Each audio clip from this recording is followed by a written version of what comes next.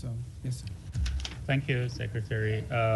Human rights organizations report that 2025 has seen the highest number of executions in the Islamic Republic of Iran in over 2 decades. What specific new measures is the State Department taking to ensure that human rights abuses, specifically this surge of state-sanctioned execution, do not become a secondary priority in your dealings with Tehran?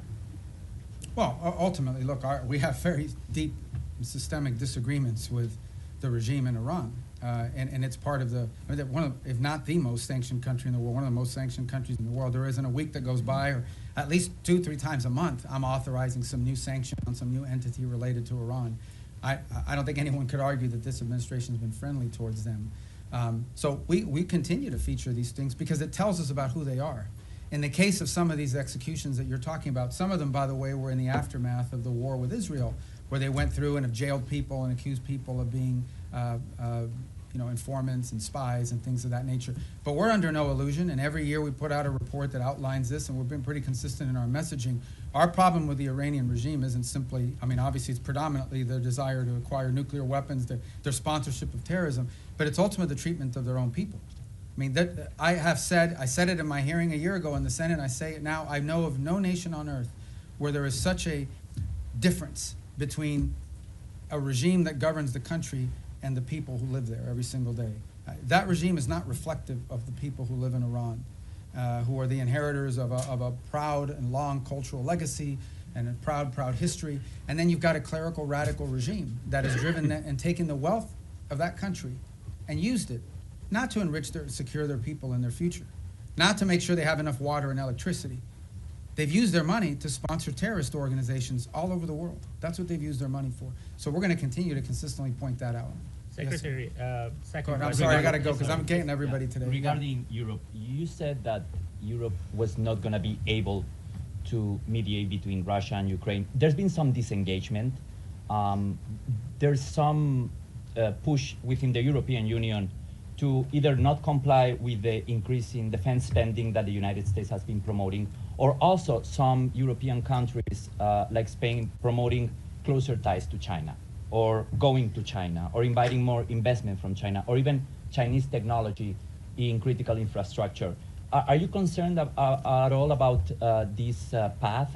No, the countries made a commitment in NATO at a meeting I was at, where they made the 5% pledge, which is a dramatic and historic pledge, with the exception of Spain, of course, who didn't make that pledge. And we've had no indication from any of the countries that agreed to that they're not going to do it, because it's in their own interest.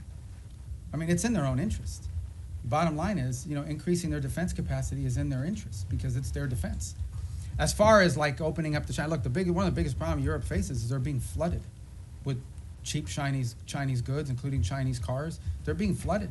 Their own industrial base is under attack by unfair Chinese practices economically.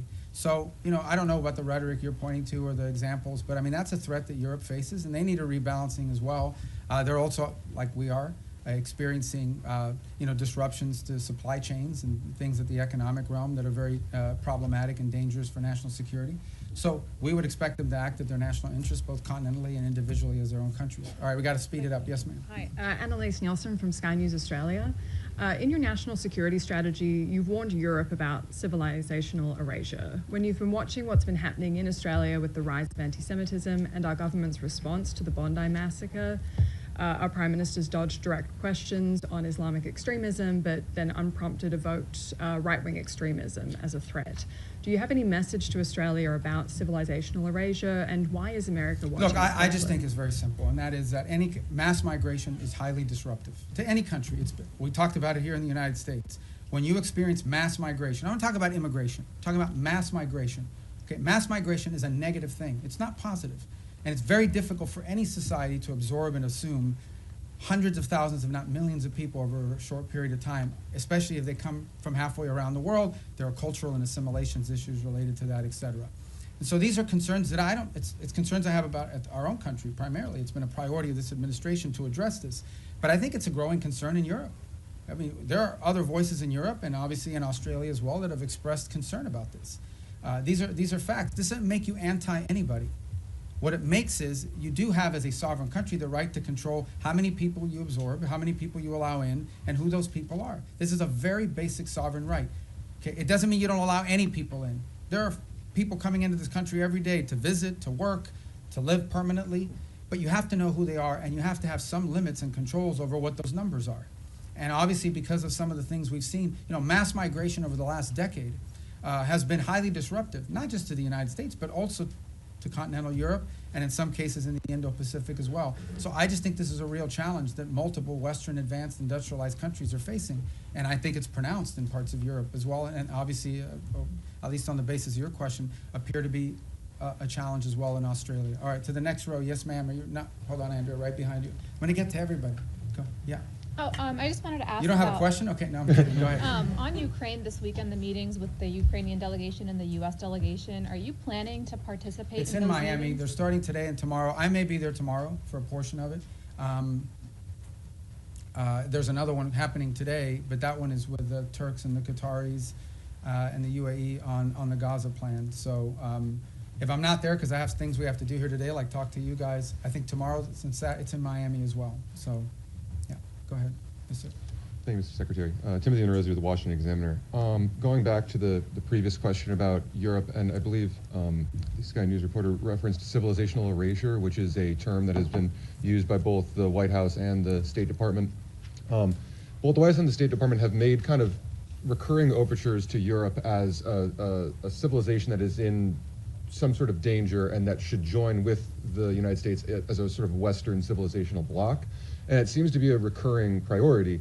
However, with the release of the National Security Strategy, many European leaders, leader of Germany, members of the EU, of the European Parliament, have found it totally unacceptable or offensive or question the allyship of the United States with the rhetoric that was used. So I just wonder if the United States is correct in that these policies, like mass migration, will lead to civilizational erasure. Is it possible to save European civilization if the governments simply don't want to be saved? How has this alliance long been described? As the Western alliance, right?